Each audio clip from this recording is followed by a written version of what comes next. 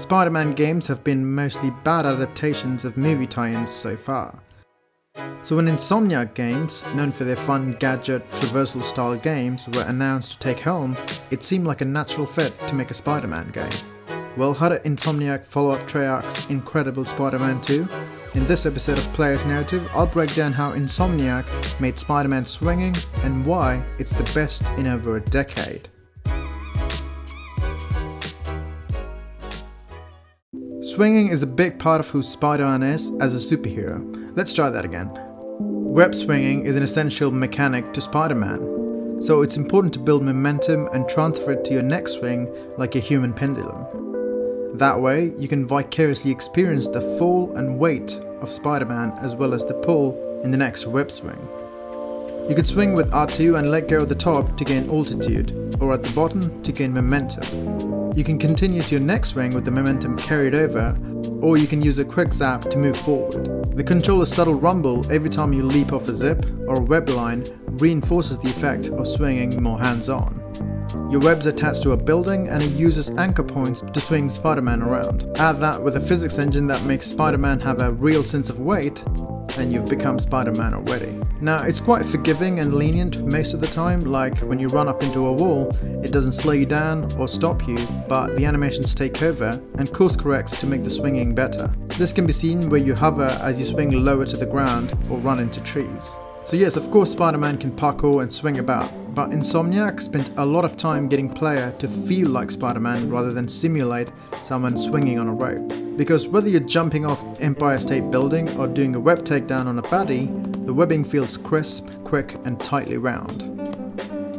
My favourite mechanic within the game though is the point launch, which requires precise timing for you to launch off an anchor point for further momentum.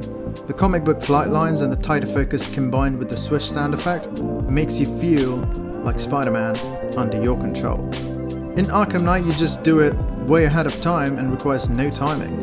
This mechanic on the other hand requires precise button press at a particular time, like parrying in most games like God of War or Bloodborne. This makes players express themselves and make decisions on the fly, which adds depth to the basic set of controls that are there at the surface level. There's missions where it requires the player to use it in all sort of ways like swinging and shooting webs at a target, and one particular mission takes away your swinging to really make the player appreciate the world design, which to be honest can get ugly sometimes. Building on a mechanic in multiple ways is the sign of a good game design, including ones where the primary weapon is taken away, forcing you to use your other skills and combinations. It's not just in traversal but also in combat, like building combos for quicker knockdowns and bonus objectives that require specific attacks to gain more XP. Even something more basic like dodging after an attack to slide under an enemy to get behind the foe.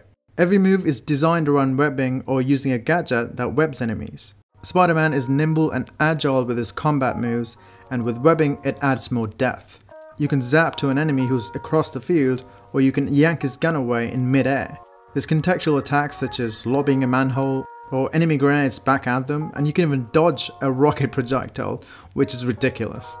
It has enough depth for casual players to have fun and experiment, and for players who have mastered or played the Arkham games before to get that extra reward for their skill, like with the perks for running up walls, trebuchet swings, swinging low to the ground and such. It's not the most perfect swinging simulator mechanically, but a control scheme with more precision and just enough animation like Celeste would have made for a superior Spider-Man game, where your mastery in mechanics would make you feel like the titular character instead of animations. Then again, when designing a AAA superhero game, it needs to stay true to a character, like how Batman uses a lot of gadgets in Arkham Asylum and is confined to a tight corridor where he's the predator, or how Spider-Man uses his webbing in many different ways, be it combat or traversal. In an ideal world, we'd have the creative, experimental mechanics of an indie title with the production value of a AAA game. I hope Insomniac put much more effort into swinging as much as they did with the combat, but that's just me. Hey, thanks for watching, subscribe to support my channel and let me know what game you're playing this week in the comment section below. Sure.